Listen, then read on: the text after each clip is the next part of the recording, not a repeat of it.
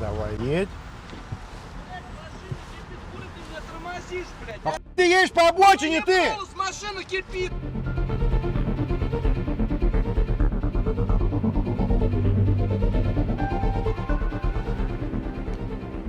Так, ребята, мы выехали на второй круг. Сейчас Виталик поддерживает меня, а я держу обочину. Я прям сразу еду по обочине, не делаю никаких резких движений, чтобы те, кто едет по обочине, видели, что препятствие, и не рыпались.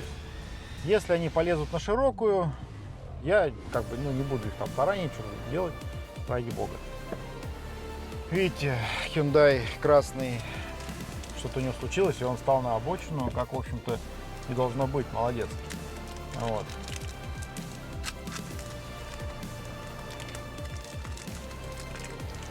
Очень выматывают в плане голода эти рейды, поэтому я купил себе шоколадку, которую я вам не покажу, и буду ее кушать.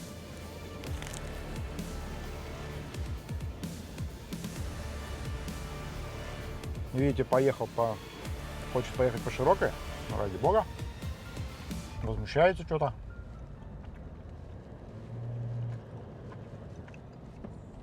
Что-то ругается, не знаю, что хочет.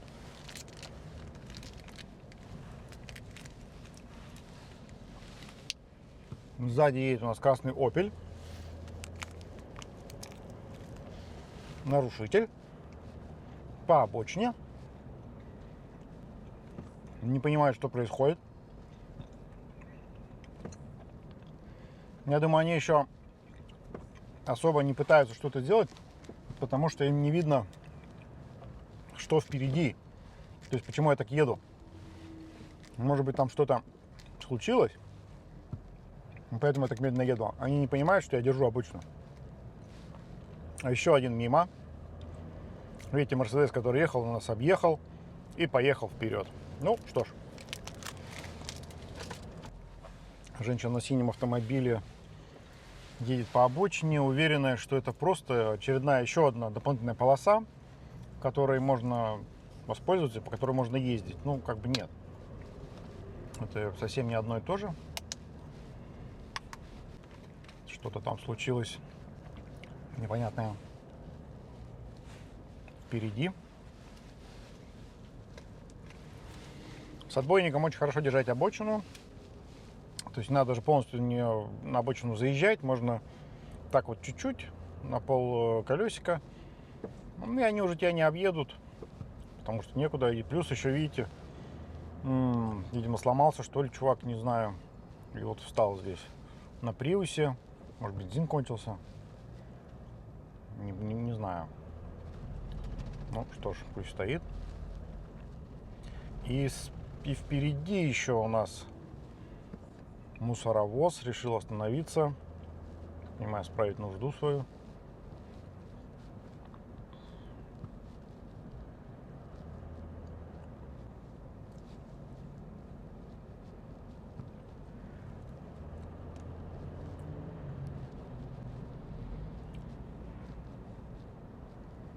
Сзади мы видим Mitsubishi, который, видимо, захочет поехать по широкой. Ну, вот так вот немножко встанем на обочину. Ой, видите, какие хулиганы, нарушители. У него и флаг Российской Федерации висит на лобовом. Он, то есть, патриот, прям до мозга костей. Все. А сзади, видите, там люди объезжают обочину по кювету. Ради бога. Давай, едь. А ты едешь по обочине, ты! С машины кипит, блядь! Остановись и остынь! Ну что я должен был сделать? Остановиться! Остановиться! Что, мне до вечера стоять? Да, до вечера стоять!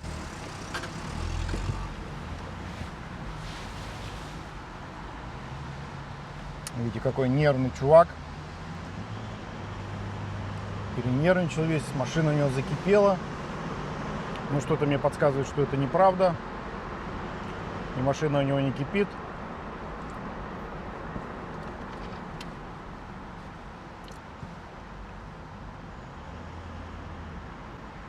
Вот, видите, какие нервные бывают эти нарушители. Вот, поэтому надо быть всегда вежливым, спокойным и не ругаться. Заправка BP. Видите, они хотят прорваться. Я знаю, что они не собираются поворачивать на заправку, а хотят пролететь дальше. Поэтому мы их тут держим. Если бы он хотел повернуть, он бы хотя бы включил поворотник. Он даже этого не сделал. Поэтому... Но они сейчас могут стартануть через заправочку и попытаться объехать.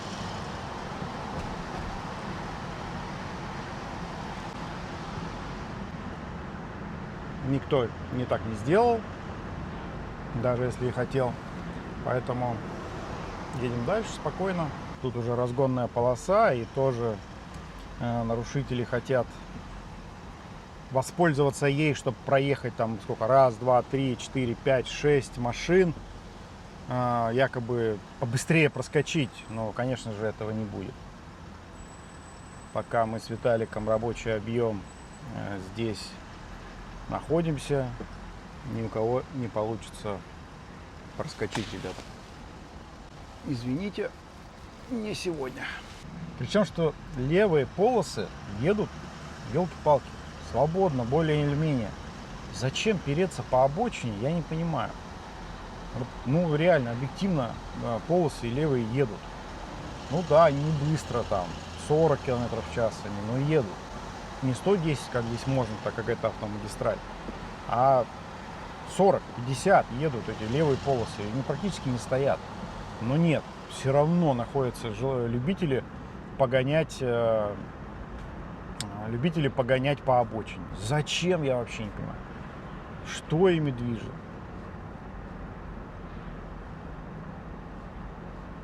Напоминаю, что сейчас начинается рубрика «Смелый парень готов оплатить штраф» и вообще вот это все. И давайте сейчас посмотрим, сколько этих смелых парней перед камерой перестроится обратно в полосу.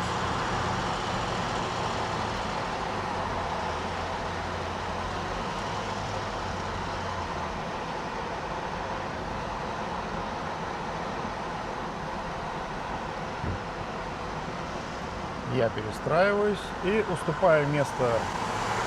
Едь давай, ну едь давай. И первый у нас пошел под камеру. И, ну вот, ни одного смелого не оказалось. Ну что ж такое-то, а? Все ведь такие были бодрячком, крутые ребята. И если бы вот не этот X1 с 40-м регионом. Давай. Давай прям под камеру! Хо-хо!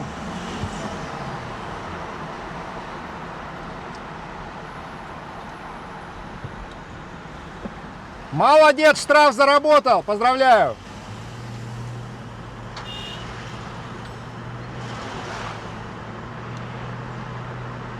Ну, должные поздравления я высказал товарищу. Хорошо. Как только проехали камеру, тут же началась обочина. Обочинники поехали. И мы, конечно же, их тормозим. Вот этот вот X1, видите, как есть, с таким большим расстоянием, это просто катастрофа вообще. Я ничего не хочу сказать против того, что с расстоянием, с таким, с дистанции, ладно, ради бога. Но они запускают всех вот этих вот нарушителей, которые встраиваются обратно в ряд. Вот это самое ужасное, ребята. Самое ужасное. Так, мы видим, вот там камера висит еще у нас впереди на столбе, которая тоже фиксирует нарушителей. Давайте.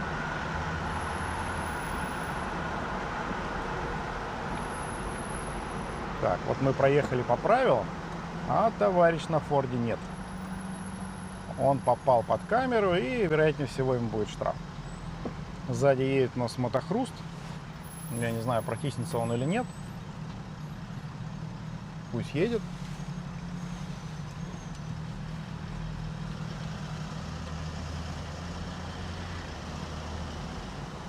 Я напоминаю, что у нас сегодня только пока 2 машины, остальные в пути. Они спасали тротуар на Можайке. Это очень круто. Вот, мотохруст на красивом мотоцикле. Он тоже ездит по обочине, это не очень хорошо. Все вопросы по поводу мотохрустов, да, вот кто там, почему пропускаете, не пропускаете, можно им, нельзя, я переадресовываю нашему мотоциклисту Грише, стальные джунгли. Гриша, поясни за мотоциклы. Можно так или нельзя, пропускать их или не пропускать. Так, вот здесь у нас заправка Роснефть. Обычно через нее пытаются проскочить. Так раз и объехать вроде как здесь пробку. Но в последнее время никто так не делает. Здорово. Продолжаем ехать по разгонной полосе от заправки. И у нас снова там впереди обочина. Сзади огромный поток нарушителей. Неиссякаемый поток нарушителей. Вы понимаете, мы каждое воскресенье, практически каждое воскресенье держим обочину на М2. Вот на одном и том же вот этом, как бы, на одном и том же отрезке пути. И, то есть, ну, настолько их много, что они каждый раз разные, и они не знают нас, и они не знают, что здесь держат обочину, или вот, я не понимаю, что происходит. Или это те же самые, но им настолько без разницы, что они готовы там вот толкаться здесь вот так вот. Я не знаю. Вот честно не знаю. Более того, я не понимаю, зачем люди едут по обочине в принципе, да, когда я говорю, что левые ряды едут. Ну, медленно, но едут. Не стоит. Мертво никто не стоит. Нет, все равно надо проехать хоть на 10 км, на 20 км в час быстрее по обочине, чем там. Ну, вот что движет этими людьми? И откуда они берутся каждый раз новые? Или это все те же самые? Тоже непонятно. Если вы один из таких нарушителей, напишите, пожалуйста, в комментариях, вы новые или вы те же самые, и вы постоянно попадаете вот в эти наши рейды, скажем так, наши ловушки. Как? Очень интересно было бы ваше мнение узнать. Ну и даже не мнение, а статистика, что ли, типа того. Осень золотая наступила в московском регионе, как и везде в России. Уже октябрь, уже становится прохладно. И самое плохое, что рано темнеет. А когда рано темнеет, то качество съемки, к сожалению, падает. Потому что, ну я не знаю, может быть, снимать на какой-то супер-мега крутые там камеры с большой матрицей, да, тогда там может быть. Но вот то, что мы имеем в распоряжении, ну, что имеем, то имеем, как говорится. И становится холодно, ребят. Вот я еду с открытым окном, и так бодрячком, прямо скажем, бодрячком. Но сегодня вообще обещают до -1 ночью. Ужас, ужас. Я не готов к зиме, ребята. Я не готов. Мне нужно лето. Чем больше, тем лучше. Always, как говорится. Видите, нарушители, которые едут сзади, не проявляют никакой агрессии. Ну, кроме вот этого чувака, который был на машине, которая у него там что-то закипело или что-то типа того. Вот. Все остальные едут спокойно. Никто даже не прорывается там по широкой, не по широкой. То есть, ну, нормально. Вот. Вопросов нет, пускай едут, я не против. Никто не пытается втиснуться куда-то, протиснуться. Сзади я вижу какие-то мигалочки. Сзади или сзади? Как правильно? Мне кажется, сзади все-таки, да? Что сзади я вижу... Вот у меня русский язык, я на 3 в школе учился. Поэтому, но это не из-за учителя, это я был лентяй и разгильдяй. Поэтому сзади и сзади есть моменты, скажем так. Смотрите, сколько хулиганов и нарушителей выехало впереди на обочину, ребята. Зачем? Тут уже заканчивается вот эта трасса М2. и начинается МКАД. То есть, ну, осталось доехать тут 800 метров, может быть, ну, километр максимум. Неужели так вот прям надо быстрее там? Прям, я не понимаю. Печально это все наблюдать, печально это все видеть, особенно то, что происходит впереди. Сзади мигалки, и это, по-моему, скорая помощь, ребята. По-моему, скорая помощь, она... Вообще я не понимаю, почему скорая помощь едет по обочине, когда она должна ехать в крайнем левом ряду, всех расталкивать, все должны уезжать и пропускать ее спокойно. Но она почему-то едет упорно по обочине, надеясь на что? На то, что здесь чуть побыстрее. Ну так нет, здесь посмотрите, сколько нарушителей едет сзади, и они просто-напросто не дают скорой помощи проехать, понимаете? Это тоже плохо очень.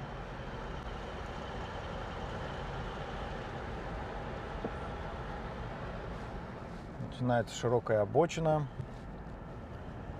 Широкая обочина. Тут могут некоторые товарищи попробовать стартануть по ней. Вот. Но мы, конечно же, постараемся этого не допустить.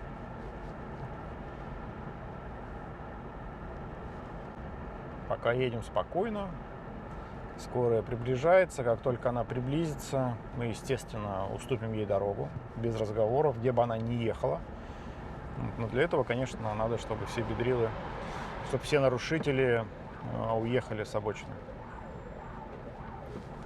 Вот, нарушитель уезжает, и мы, соответственно, тоже уступаем место скорой.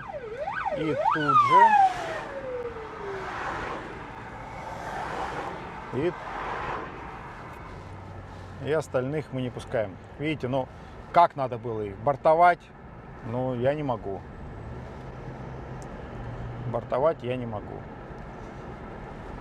Потому что это опасно, они улетят в кювет и разобьются, и брать на себя там чужие жизни зачем. Вот заканчивается наш второй круг. Впереди пробочка на выезд. Мы перестраиваемся в полосу и едем на третий круг. Сейчас должны присоединиться еще ребята к нам. Посмотрим, кто будет.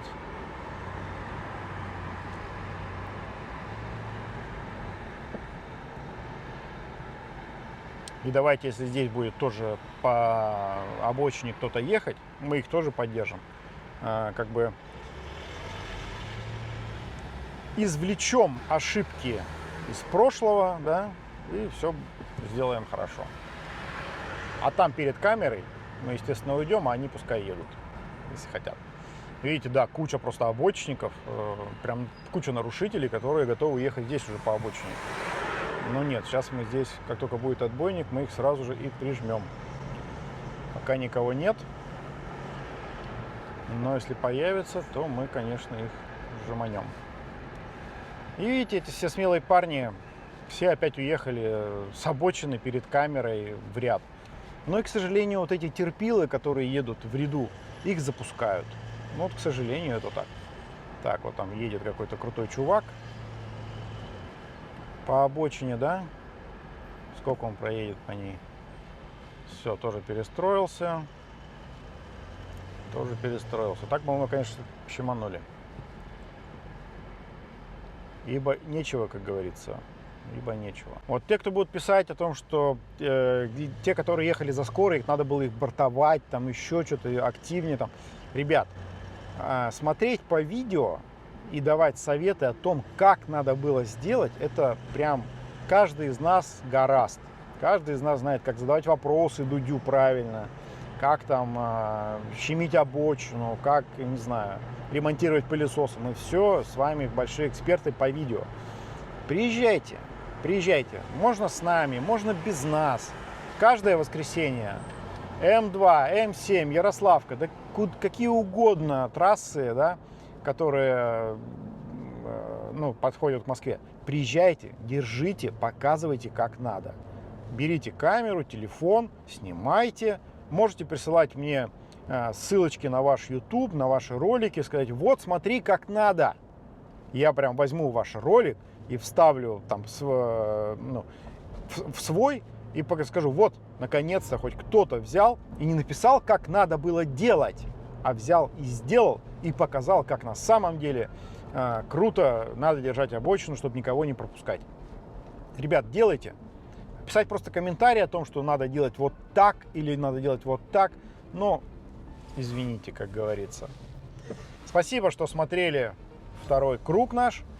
Нас еще ждет третий, а может 4-й, 5-й, потому что время еще только 6 часов. Это не обочина! Да? Да, Ёлки-палки! не обочина! Это не обочина, оказывается! Это не обочина! Нет, это не обочина! Сейчас не обочина! Сейчас не обочина, да! И мы готовы еще творить добро.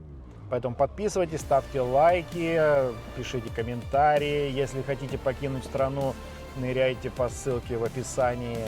Там почта Вольного, напишите ему и можете гарантированно, с гарантированным трудоустройством покинуть нашу великую страну.